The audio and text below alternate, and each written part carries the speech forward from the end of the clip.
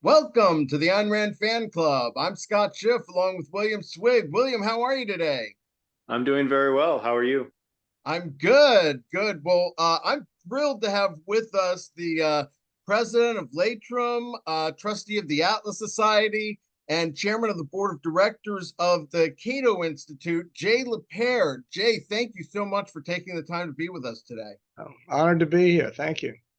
Thank you. Can you tell us a little bit about your background and how you first found Rand?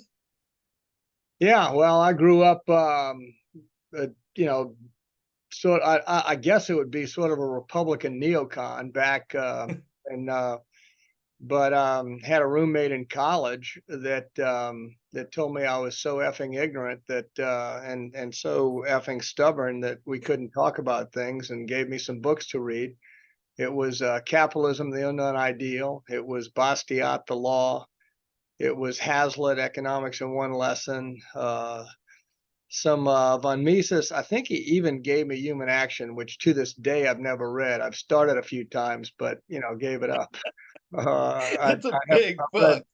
yeah, I've read a lot of summaries of praxeology, and I read praxeology. I read a number of those sorts of things. So, a huge fan of what I'll call back then was the philosophy, Rand's principles, and then the economics and the history. And that I would say, after reading Capitalism, Man's Rights, The Roots of War, What is Capitalism, probably another one or two, I was kind of sold. And then I then get it it. was a slow journey. Now, obviously understanding it all took a. I'm still a work in progress, as they say. I'm sorry, what year was that? So this would have been in the fall of 74. No, 73. My junior year in college, right? Okay. Wow, you've been a Rand fan longer than I've been alive. Right. Right. Well, they say it was an adolescent, sort of philosophy, and I'd outgrow it. So I'm still waiting. Maybe I'll live long enough. Who knows? We'll see. I know. I keep hearing that too, and I haven't outgrown it. Right. Right. I mean, that's quite a trio you got between Bastiat and Hazlitt and Rand. Are there other liberty writers that you consider a major influence? Well, I mean, I loved so many of the liberty-oriented people. I don't think I understood some of the distinctions that I understand today, but I mean, I absolutely loved Isabel Patterson. You know, the um, God of the the Machine. God on the Machine, and I thought that she was amazing. And then recently reading Tim Sandefur's book on that history was really enlightening. And a fan of Rose Wilder Lane, but not as deep a one. Then obviously Locke, Jefferson, Tom Paine. There's just a bunch of people that, to me, integrated what I'll call the natural right, whether you thought it was God given or you thought it was just by nature, as opposed to legal, and the integration. And then Rand, of course, integrated the moral and the legal in a way that really locked it up for me. So yeah, just a ton of them. I was a big fan of Andrew Bernstein back, and Peikoff. I mean, when you go into the objectivist writers, there's a long list, and then some of the Cato scholars from way back, Tom Palmer, David Bose, and uh, those were influences on me. I mean, Sure. I was at one point, they told me I had ordered more stuff from Laissez-Faire Books than anybody, and I set a record listening to Peikoff tapes and Brandon tapes and whatever. So uh, We the, went down similar roads. I had the oh, 76 Peacock lectures and the right, Brandon 60, whatever those were. right, right. Yeah. So I wouldn't, I kind of lost touch with music after probably that year. I think I kind of stuck in the 60s musically. Did you attend Rand's final lecture in New Orleans? I know you're from New I, Orleans. I didn't. We were going broke at the time. I was negotiating a bank agreement, and I desperately wanted to go to that, and but just couldn't. And I think I was also a little bit sick, so I was just stuck. But I remember reading about it, and I knew Jimmy Blanchard. Trying to remember what year we're talking about now. So this would, 81. 1981. yeah, no, I don't think I knew Blanchard yet. So, but I somewhere along the line I get the dates, mixed up. But that was, and I thought the lecture there was deeply insightful, and one of those principles, the sanction of the victim, that I've long thought was quite profound, and it linked into the idea that evil can't flourish unless it's hidden, sort of masquerades as good and sanctioned by good. Yeah. Sure. One of her interesting insights is about the nature of evil, and that's kind of one of my focuses now.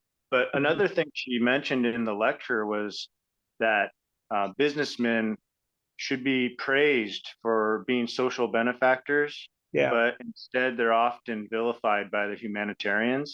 So yeah. I'm curious, do you consider yourself as a successful businessman? Do you consider yourself as a benefactor of society? And have you ever changed the minds of an anti-capitalist? Well, I think we Scott and I were just chatting about that a second ago, that I think meeting people where they are. I think that most people want to be proud of what they do. So I would not start with that. Our primary is that we're, benefactors of society. I start with, your life, your happiness, that sort of stuff. But that's embedded in our philosophical outlook, and I'm a huge fan of the nobility of business. But business is sadly corrupted these days by so many special interests and so much distortion that it gets the message gets lost, because there is a ton of cronyism. So I would say, even though I think the net positive is immense, and the benefactor to society is huge, it's the driver of all prosperity, because there's no other vehicle for scaling. Business is the only tool for scaling, and if you think about it right, it's a tool for scaling values as well, because it allows employees to work with people they trust and respect and admire, and share values and learn. And so I see win-win-win-win is my view of it all. And the problem of the corruption that does exist, the cronyism, that it undermines the message, and that's a shame, because left alone, it would be inevitable that it would be seen that way. It just there's no other way to look at it. And you can look at all of the prosperity we enjoy today, and it's amazing how people whine about how much worse things are materially, when what a joke. I mean, they get upset when there's not a Starbucks across the street. Do you think that cronyism is primarily a result from government threats and influence, or force, or do you think it's the businessmen want to cozy up to government for some like safety reasons or something like that?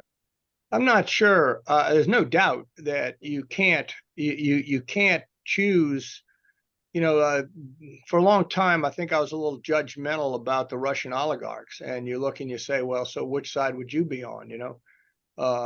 And you kind of go back before the Ukraine thing, and you kind of go, that's a tough one, right? Because I'm either going to be the wolf or the sheep. Which is it that I want to be? But I don't think that that I know enough statistically, but I'd say both. People get involved to defend themselves, but then they see opportunity and they drift into becoming, instead of playing defense, they start playing offense. And, the Silicon Valley, I think, has moved that way. But how much of of each exists. I just don't know for sure. Today, I'd say very much people don't make a distinction. They will be, defending themselves and promoting aggressive behavior that gives them a privilege. Seems like they're just trying to survive in a lot of ways, and they see this threat of antitrust regulation, and maybe they're just scared that their company will get broken up, and so they kind of play ball, but then they regret it later sometimes if society puts enough pressure on them for becoming simply an arm of the state. Yeah, I can't get psychoanalyzed. I can tell you from my experience with business, I hear very little discussion of deregulation. I hear very little discussion of what I hear mostly is a line that I got from you don't really understand our industry. Our industry is the one industry that you need to make sure that imports don't come in and corrupt. Our industry is the one industry that you need to regulate because, so that sort of thing. So what they want for this is one guy told me, he says, you're when I was after Katrina, we were up in North Louisiana. He says, oh, so you're from New Orleans and you're here to talk to us about good government. He says, that's pretty rich. And then he says, let me tell you something, boy. He says, nobody in Louisiana wants good government. They all want pretty good government. They want good government for everybody else, and they want a special deal for themselves. And sadly, I see that the economic pressures drift that way, that there isn't just I'm conforming with the law. There's let me see if I can influence the law. And then there's not just playing defense, it's playing offense too. But you might be right. I hope you're right that there's more of a mindset just playing defense. I just don't know for sure. Sure. Well, how did you get involved with Cato? Well, Ed Crane was in New Orleans. I don't know what year it was, but he was trying to identify his. He went down his donor list, and I think he was collecting a pledge from one of his large donors. That was Jimmy Blanchard, the gold guy who had sponsored the Rand lecture, and Right. And I was I think I was number 2 on his donor list, and I was giving $50 at the time. So he called me up, and that's how I got more involved. Okay. So as long as I'm in town, let's get together. And then so my support has gone up from there a bit. Absolutely. Well, let me ask you this. Why do you think it's been so difficult for liberty groups to get along in our short history? That's a really fascinating question, and I think I'm still evolving on it. But I used to believe it used to just be one of these I don't get it, because for me, you have all these amazingly high IQ people, and I have never considered myself a high IQ person. And in fact, I think everyone who knows me knew me certainly growing up would say, "Yep, that's for sure." But I'm a pretty good integrator and a logical thinker, and I work pretty hard to make sure that principles integrate. And yet, you see this rationalizing that, and so I didn't understand it.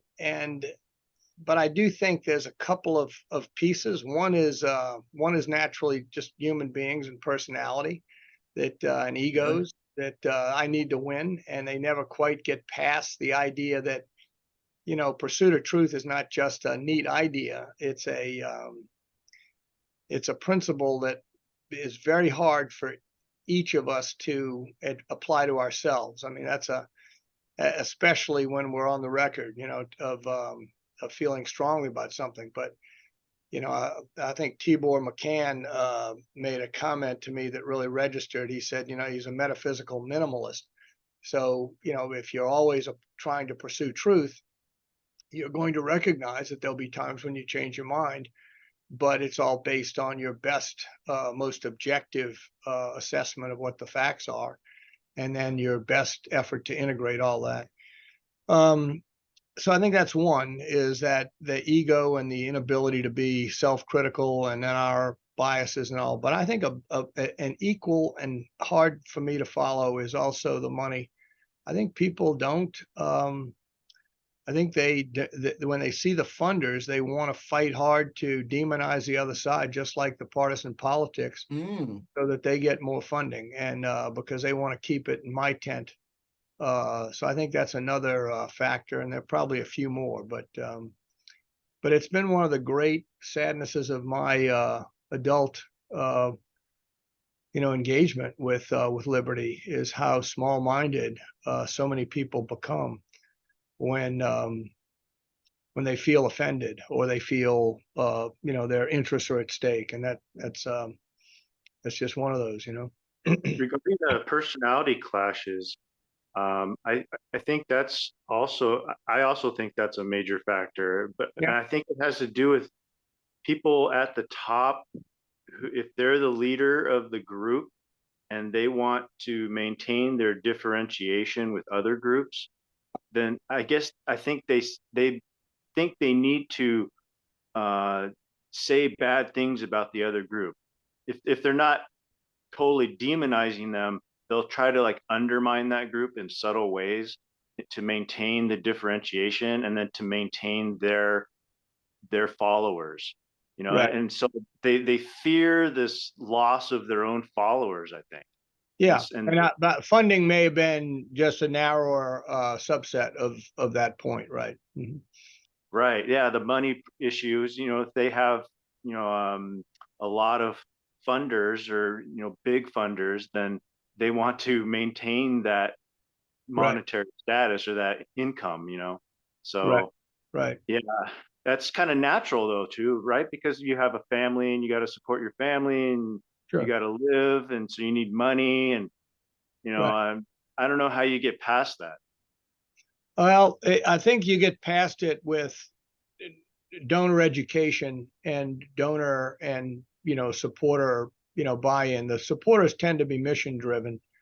They tend to want the ideas to get adopted and to change the culture and to change politics. So, you go up that stream and you go from ethics to culture to politics. And I'm sure that you got metaphysics, epistemology up front from that. But but that's what I think most supporters want. We and then when you see the people who make it a profession, they have to go exactly where you are because they don't have to, but they tend to go that way because they're too short-term minded about the this week's paycheck. And that's I think one of the common things you see in business, and markets correct, but sometimes they take a long time to correct, and I think that's kind of what we go through.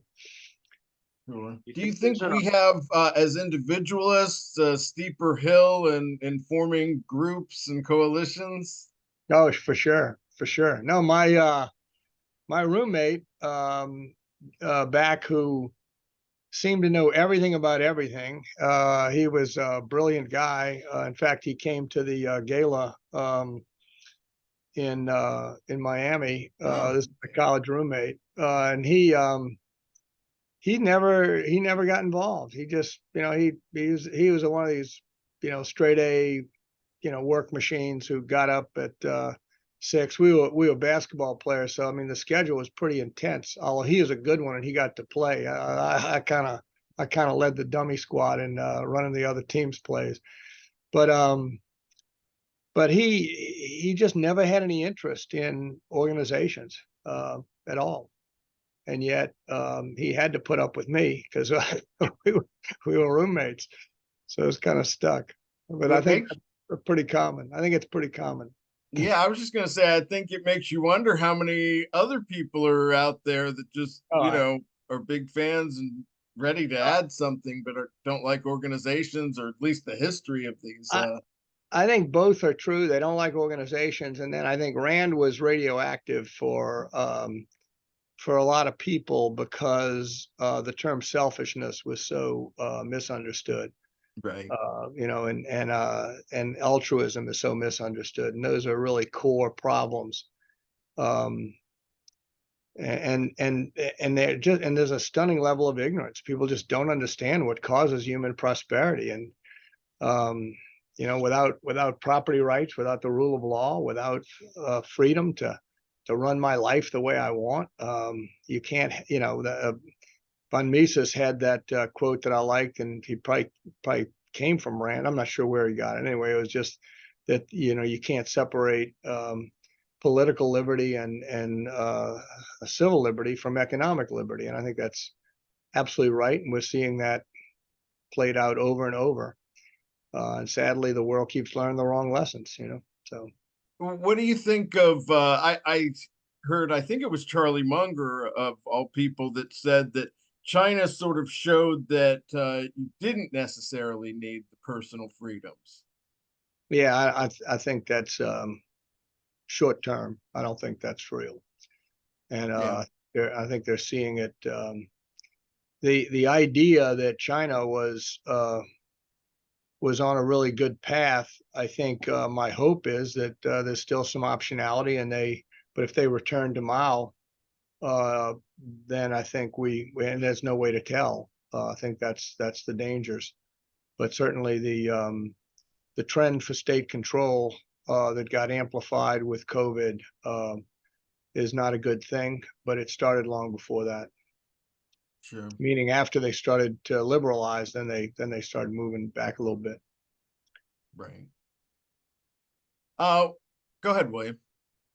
Yeah. So I read an article on I guess it's the New Orleans website, NOLA.com.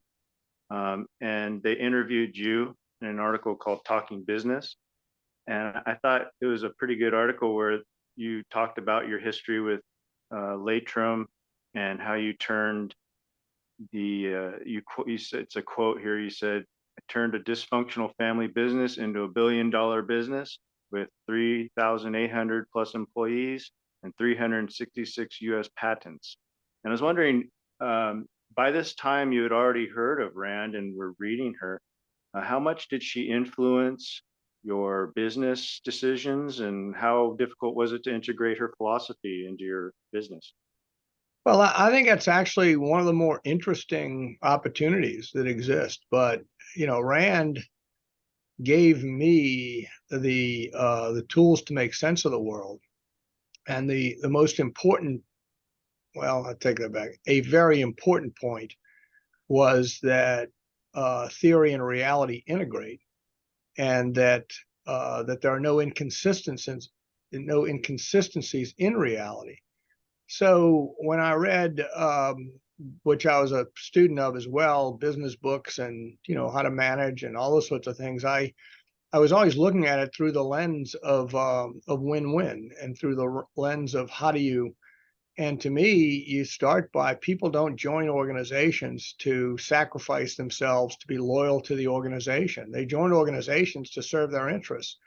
And the question of how do you ensure that those people are ethical and rational and benevolent and the kind of decent people that you want is a big deal in business. So you have to get rid of your cultural terrorists, and you have to get everyone aligned around a common vision and values for what you're trying to achieve. And you have to have them, the point you asked me about earlier about, business doing good. I mean, if you don't believe you're making a contribution to the world, if you believe you make the world worse off, and that your success comes at others' expense, that is injuring humanity, that's pretty hard to get pumped up every morning. So we integrate all those pieces, and I think that those were fundamental to our philosophy.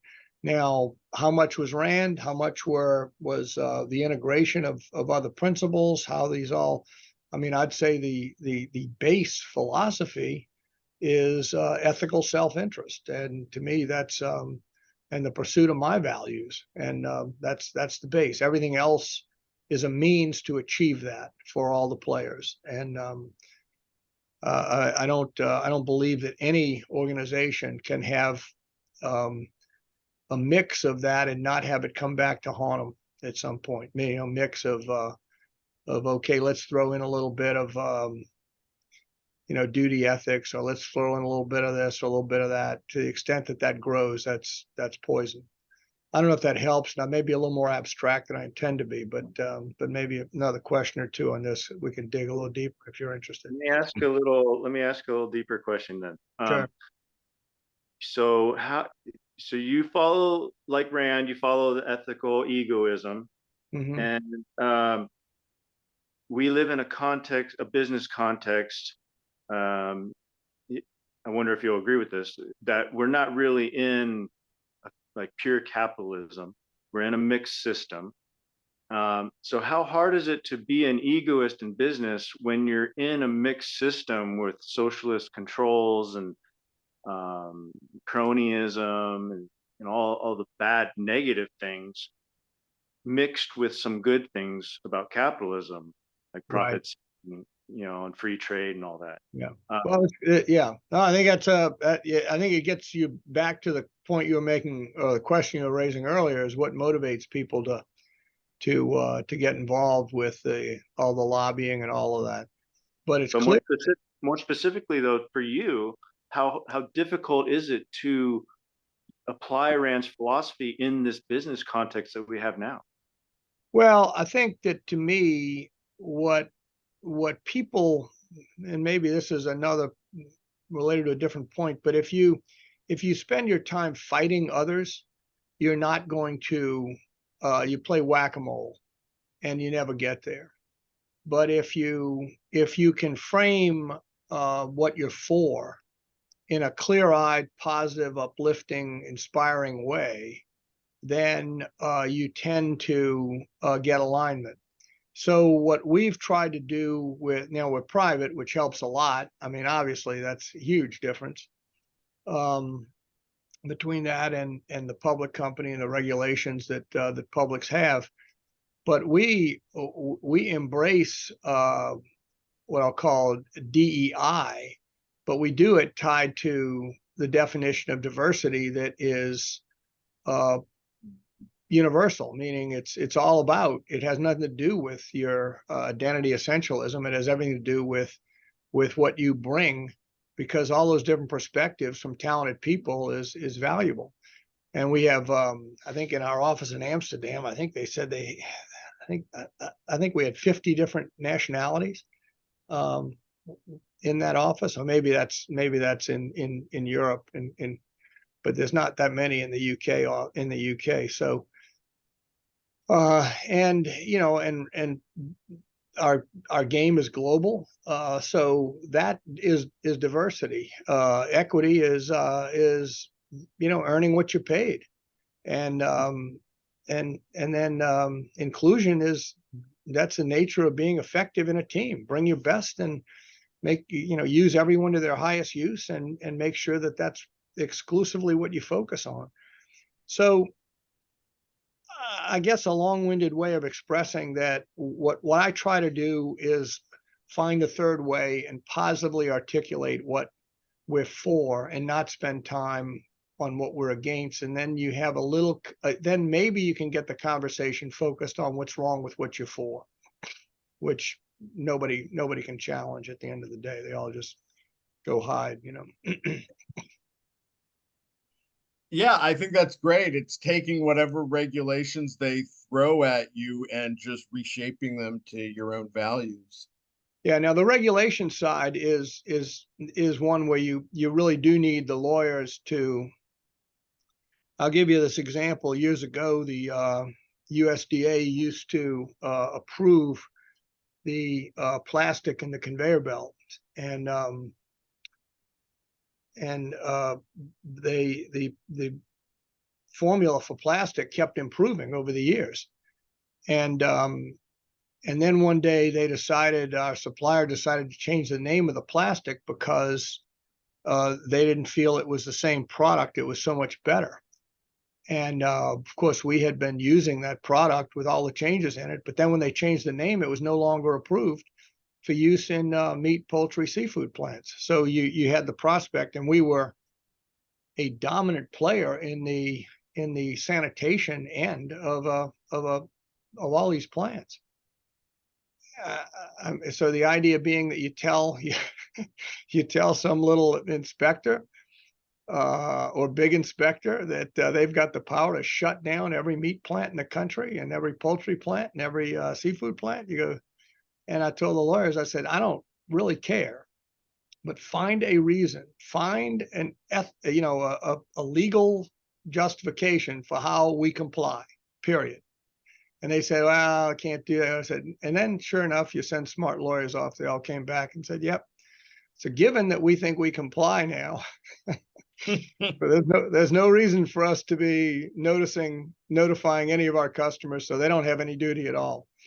And so that's what happened. And then ultimately the new brand, the new name got approved. Pretty insane, right? Jeez.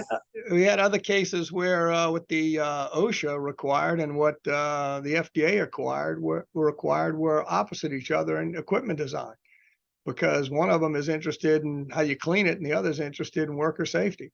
I mean, one requires you to have these guardrails, the other requires you to not have, and then of course when a worker decides not to use the cumbersome way of doing it, they take down the guardrails, they don't stop the machine, they stick their arm between the belt and the sprockets, then you're responsible. I mean, it's just idiot material.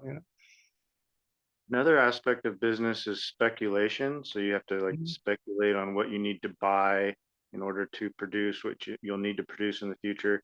And in that article I mentioned before, you brought up an a problem you had with Amazon where they wanted you to prepare for an expansion, and then you did, and then they didn't follow through, and then you had a excess debt because of this. Right. Is this sort of problem, just a big business problem, or do you think it indicates a more fundamental issue with how business operates today? Um, I think every business is different, but I think that Amazon changed their strategy, and they changed their assumptions. At the time, they were saying growth, growth, growth, and we project coming out of COVID that we're going to grow, 15, 20% year on year volumetrically, and we can see that projecting for the next 3, 4, 5 years. And they were saying, given that, you guys better be ready because that's what you need to do. And if you're not, then you're not going to qualify. So we had the choice, obviously, and we made the call to do that. And then their demand slowed down, and the market became more competitive when COVID got lifted. But I think at every point, the issue to me is fraud or transparency, and I don't think there was fraud involved in that case. They never did execute contracts that didn't give them the rights. They always had the right to delay deliveries, and so even the contracts we had, they say, well, we'll just delay them. And now there's a reasonable standard applied to that, but we're gearing up, hiring people, doing all that. So I think that people look for perfection in markets, and I do think that big business has a major problem with lack of alignment and integration with strategy and thinking, because each area tends to look at it. So if you let the legal department take over, they're going to be trying to stop all risk. If you let the purchasing department take over, they're going to be trying to get the lowest possible cost. If you let production take over, they're going to be thinking about throughput, just getting delivery, meeting delivery and meeting quality and doing all that. And then, marketing. So everybody getting all that aligned in a big company is tough. So I know I'm walking around it, but I don't think you can attribute to anything except this large organizations that get the benefits of scale are very hard to run. And then you start to say, how do we get these centers of excellence, these expertise? Well, now, okay, you get the expertise in that craft, but then how do you get it all aligned? This is tough stuff. It takes a ton of work. So I don't know if that's helpful or not, but that's kind of my attempt at an overview. You think maybe it's just too hard to make a profit these days, that you have to scale at that volume to be successful? in big business? Like, I don't Well, know.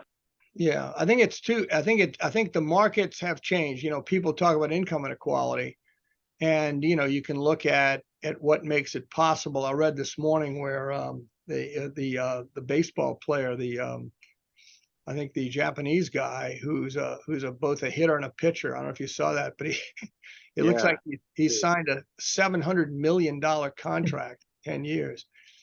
You know, well, you go, what enables that? Well, it's the same scale. It's the technology that allows, you know, a global audience and or whatever the reach is of the audience. Well, the same thing is true in business. And if you're not going to lead that, then you will face economic pressure unless you can develop a niche. And that's the other options in business. But if you're going to be competing with the big guy, you better be competing with the same scale and not have a a competitive disadvantage. And you have to go there. And if you don't go there, then be aware that somebody else will, and that will threaten you over time. So if I used to be in the neighborhood, well, now I got to be in the region. Then I got to be in, you know, and that's just the scale of what you do, because you do get efficiencies in executing standard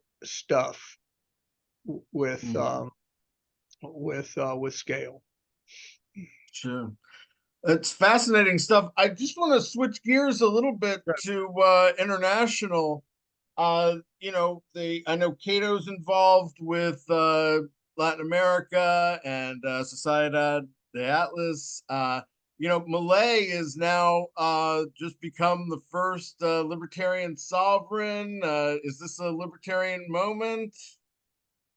Gee, you know, you got better crystal ballers than I, because I look at the likely obstacles that come from the lack of understanding of what capitalism and freedom are, and I deeply admire what this guy, what he was saying, with the exception of the anarcho-capitalism. I just don't get anarcho at all. I don't even know what it means at the end of the day.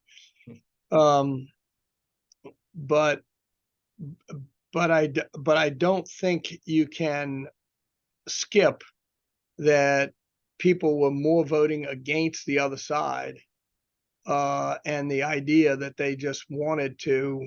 So what tools does he have at this point, and how likely is it that he can actually make a difference? And is this really a reflection on the principles, or is the reflection on what we see everywhere else in politics? Which is, the only thing I know is that, well, I hate the other side, so I don't know what I'm for, but you know, I guess my side's not as bad as yours, you know. Yeah, that's Yeah, the last few election cycles. right. But I think to some extent, I mean, I don't want to root for anything bad here, but it's kind of the message that, you know, if things get bad enough, you know, Yeah, the Liberty people need to be like Minutemen and ready to go. And yeah, because yeah. that's when the ball will come to us. Well, I think that's absolutely right. I think that you have to do your work in advance to be prepared for the moment. And that moment may come sooner, it may come later, but it will come, and it will come with adversity. And, you know, that's the hope is that people learn the lesson before that. But it seems that people just are too busy, they're too comfortable. What I think it was Schumpeter, you know, that that prosperity, um, you know, really causes a sense of malaise that undermines the liberty that caused it. And Sure. Drucker had a quote in business that I'm sure was not unique to business, but it was, you know, those whom the gods would destroy, they first bless with 30 years of good luck, you know, because then they lose all the tools for dealing with adversity, and they lose all memory of the principles, and they start getting lazy. So all those and you see the same thing in business in a big way, where you can't change a culture once you have a dysfunctional culture. You tend to put in regulations and more rules and more bureaucracy inside your organization to minimize bad behavior. And then the only way you can get out of that is when the business loses steam and finds some desperate shape. And because that's the only time you can really make a change. So I think that's That's part of the theme of Atlas, that at a certain point they decided, let's just get it out of the way so we can start building new again. Yeah, and I obviously that was fiction, and as we've often talked about, that was not a prediction. It was a warning. Yeah. And clearly we didn't take the warning, and we're continuing to find ways. But to me, one of the misses, I've never had a clue how people measure GDP. I think it's largely crap. And if you say, well, I've spent 43 years trying to measure the productivity of our machine shop, and I can't do that. The machine shop is constantly changing the quality of the part. They're constantly changing the capital inputs. They're constantly changing. And at the end of it, the price of the components keeps coming down.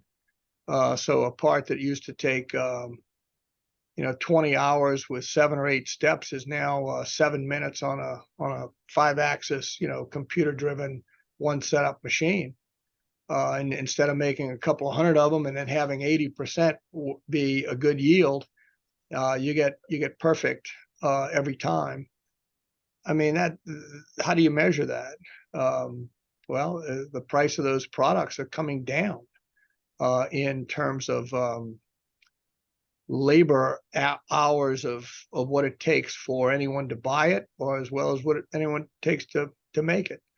How do you measure that in GDP? So I think that we have lived with such prosperity that we just take it for granted, and that is a huge danger. I think that also is, people think that there's no consequences to letting the debt just spend and spend, and if you're against it, you're just a cruel cis supremacist or something.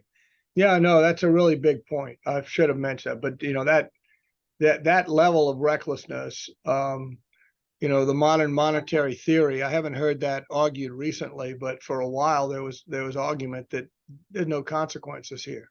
You can just bullshit reality indefinitely. And it's and I don't know exactly what Rand's quote was, but something like, it's not infinitely elastic. You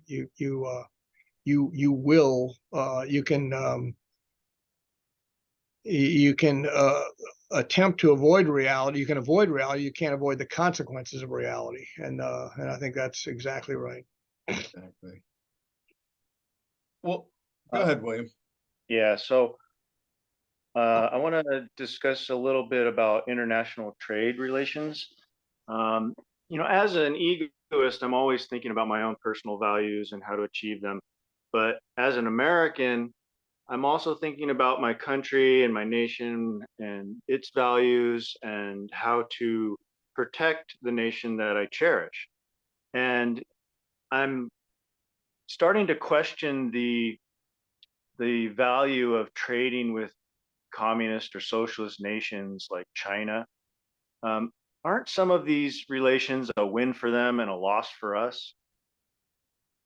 Well, I would say I don't think so in that sense. I think that the issue is, people talk about trade with China, and I think that and pick that any place. I think if it's individual actors making those choices, they do it knowingly, and as long as it's not a military defense issue, I think it ultimately helps to bridge knowledge and learning in whatever small way.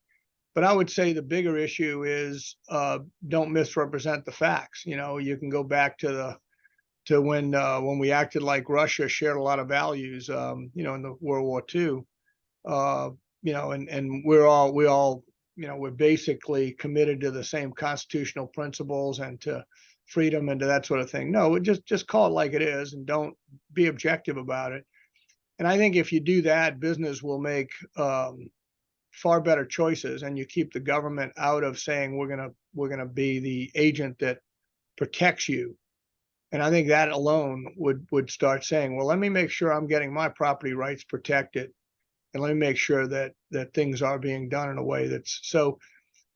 I'm not an expert by any stretch, but I think that we conflate too many government things in with market.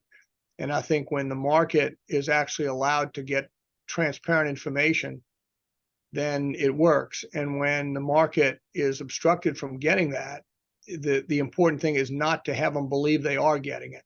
And that's the danger. So as long as they look at it and say, I know I'm not getting any facts, I know I'm not getting property rights, I know I'm not getting those things, then okay, what do I do?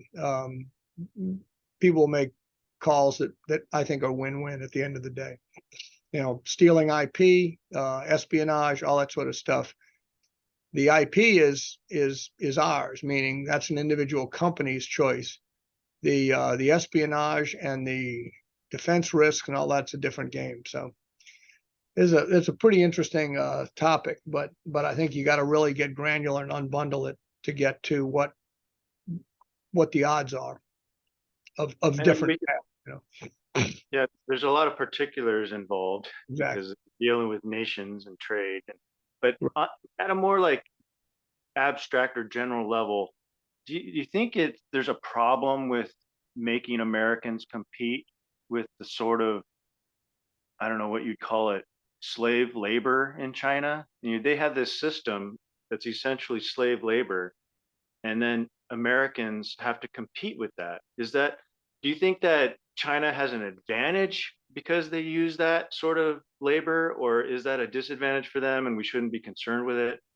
That's Well, the I sort of, mean, I think this is the same, and I don't know enough about exactly what happens in China with respect to the labor side and whatever. We have our office there, and I'd say we have great people, and they obviously are not in any way restricted in how they deal with us and our work. But you know, to me, this is a little bit of the same argument, William, that you saw with the DEI and 1619 project and all, the idea that slave labor, you know, made the South more prosperous, actually made the entire country more prosperous, and then actually was the cause of the Industrial Revolution and the whole textile industry. And that's because the idea that if you abuse one group, but I hold the opposite view. I think that you can look at slavery anywhere in the world, and all it does is impoverish. So what you get at the end of the day is, to the extent people subsidize, which is a different form of slavery, right? You're taxing people for values that you then ship to non people to people who aren't being taxed, which is stealing a part of their prosperity. I mean, we should send them a thank you note that says, you know, we really appreciate you subsidizing our consumer goods, and you do get a lot of products that then get value add to it and whatever. I just don't know enough to argue or to really believe that we should start down a path of trying to regulate what I think is fundamentally what free people want to do in dealing with, you know, even if they consider it a bad guy, if they're getting a better deal, then they're benefiting from it. So I'm not insensitive to the human rights principles. I think those are a big deal, but I don't know how you're going to, it's a little bit of pick your battles, know what you're capable of changing. And I think free trade is the best way to improve the understanding in the world. I mean, look at cell phones and technology alone, what it's done for the world. You know, it's all that is a function of enabling trade, you know, at the end of the day. Now, as Scott framed earlier, the prosperity causes people to totally miss the cause. So they see the income inequality, et cetera. let me bring up just one particular then. And you look at the dollar and where your dollar goes.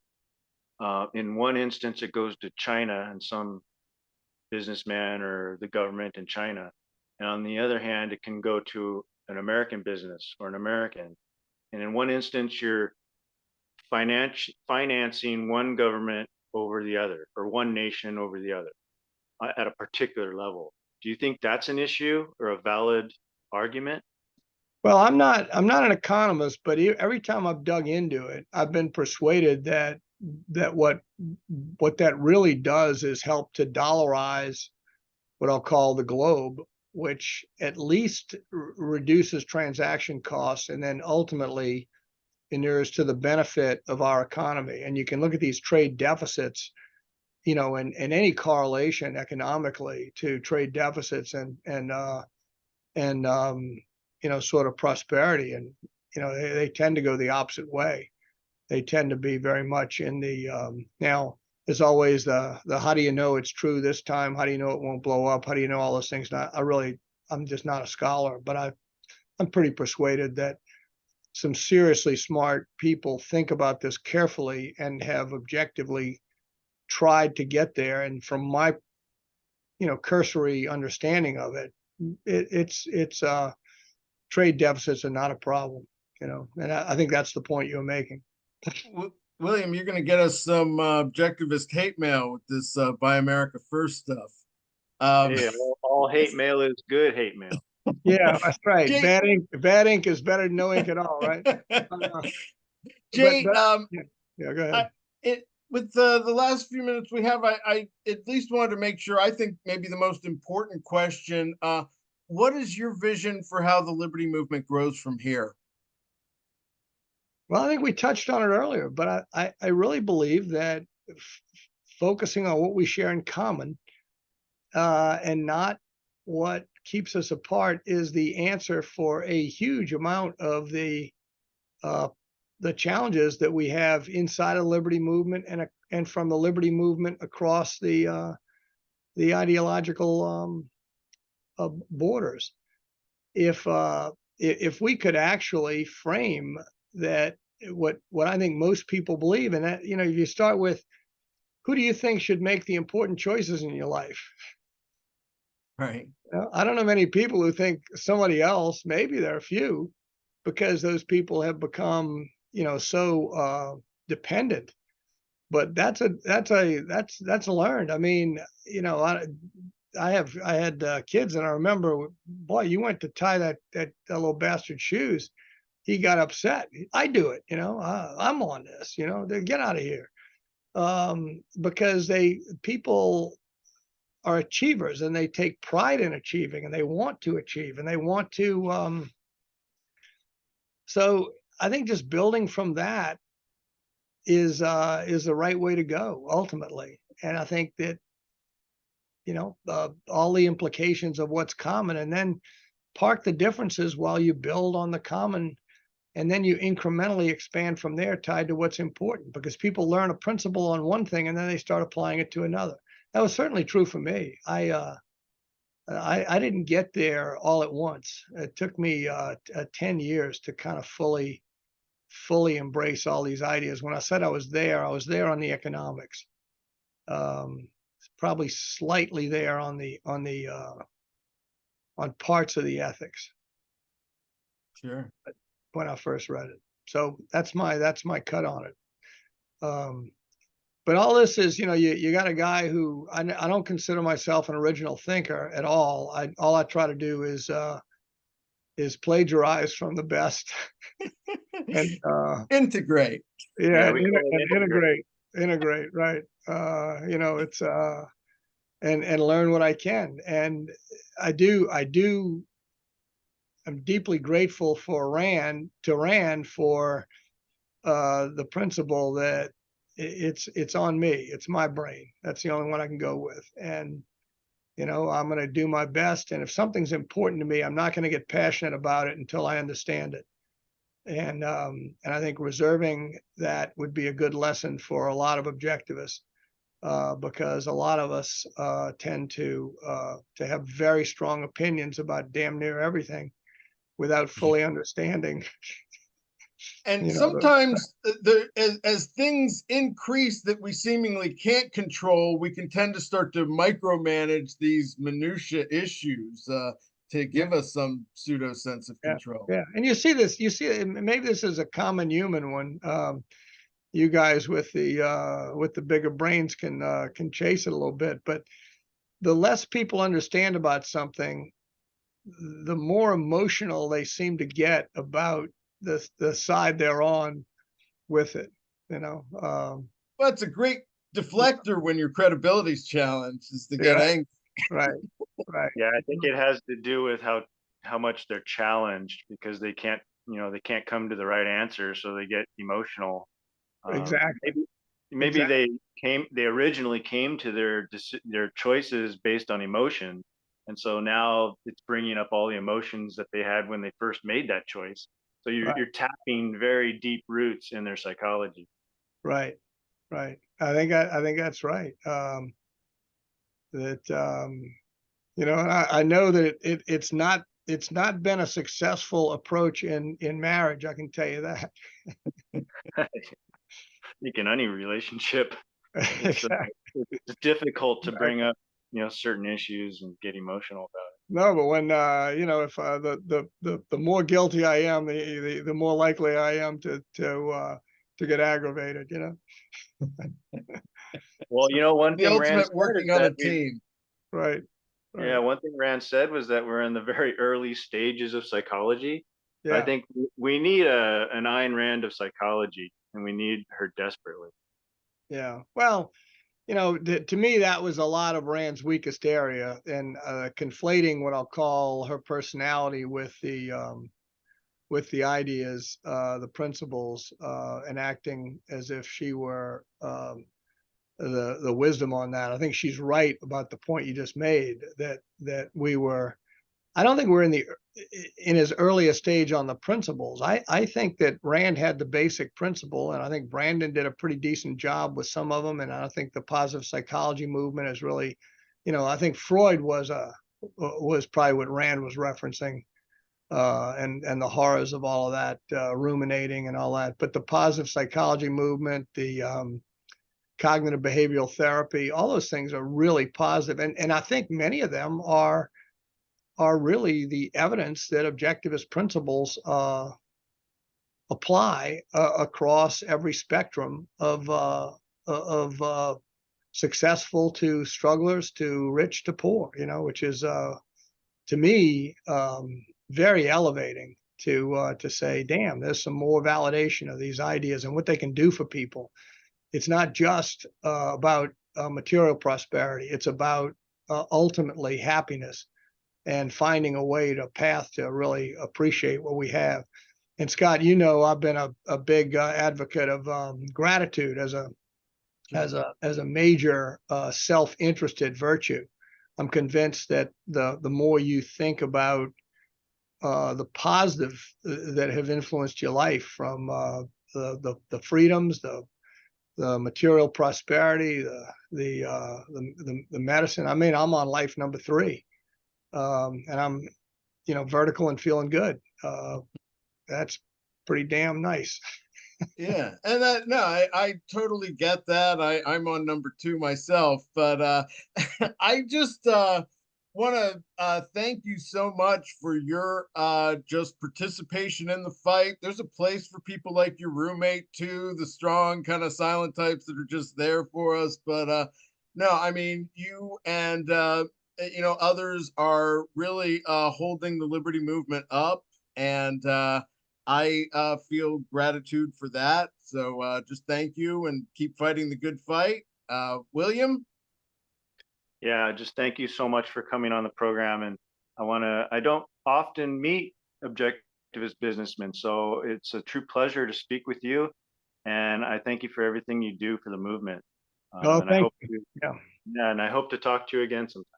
Yeah, I do as well. I've enjoyed it, and I thank you guys. It's a division of labor in practice, right? Everybody plays a role, and to get together we can make the small dent in the universe, and then ultimately it becomes a big damn crater, right? That's the goal. Thank you guys. Very Appreciate it. nice. A lot of Thank fun. you, Thank Jay. you. Okay, Take thanks. care. This Bye. has been the Ayn Rand Fan Club. I'm Scott Schiff along with William Swig, and we will see you next time.